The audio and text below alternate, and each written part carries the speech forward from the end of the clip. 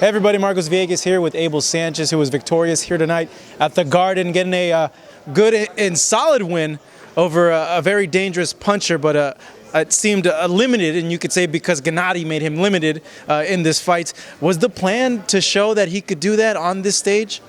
Well, the kind of fighter that David is and showed on different tapes, we knew that we could box him and it would be effective. Gennady finally showed that he's got some boxing skills, and the other ones have been a little easier. This one posed kind of a mental threat to him that this guy could do something, but obviously after the first round, the jab was so efficient that it was difficult for David to do anything.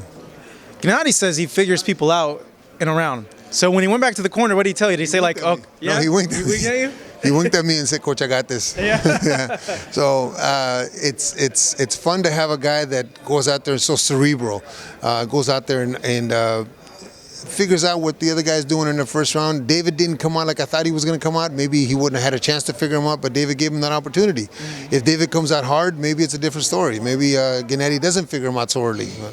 What did Gennady tell you in specific about Lemieux's power? Because everybody coming into the fight was like, wow, you know, if he gets cracked, it could potentially show something that we haven't seen from Gennady. I said before the fight that Curtis Stevens was the biggest puncher we have faced to date, and this guy wasn't a bigger puncher.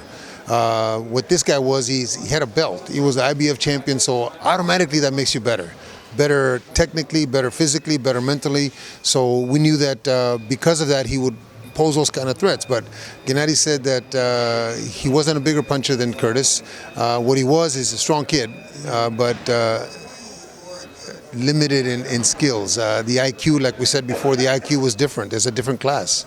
Looking at the first knockdown, did you feel at that point that the fight was going to be finished in the next round? Because I know it happened at the end of, I believe, like the 5th round or something like that. No, I didn't really think so, because Gennady didn't have that look on his face that he's sometimes when he has that look that I can see that he wants to hurt somebody. He didn't have that look. He wanted to keep working on the things he was working and put his shots where he wanted to put them, and if it happened, it happened. He'd hit him with a good body shot, I think, in the 8th, and I think Steve had seen enough, because his face showed that he didn't want no more. Speaking of that, Lemieux didn't agree with the stoppage. He felt the referee should have kept it going.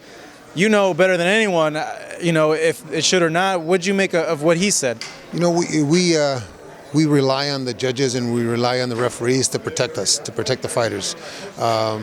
Once he hurt him, in several of the rounds when he hurt him, you could see David's face grimace. And when a doctor steps up on the apron, they believe there's a problem. They believe that maybe there's an issue, and maybe they ought to step in. And for the safety of the fighters, I'd hate to be part of a tragedy, and I'd hate for all of us to be talking about something different because they let the fight go on for too long. Did David have a chance of winning? Absolutely not. Did David have any success at doing anything? Absolutely not. So why allow him to continue to take punishment like that? He's a young kid. He's going to have a great career. This time he just fought a superior fighter. Oscar said in the post-fight press conference that just about everybody that talked to him that he feels that Canelo can handle Gennady Golovkin, but that he said he wants to make the fight happen, but he wasn't really concrete on when, which makes a lot of people speculate, oh, they kind of want to wait for the fight to happen with Cotto and Canelo, if it could be a 1 or a 2. What do you make of that, them saying that they feel that Canelo can handle a guy like Gennady? Well, first of all, our goal and Gennady's goal is not necessarily fight Cotto or Canelo.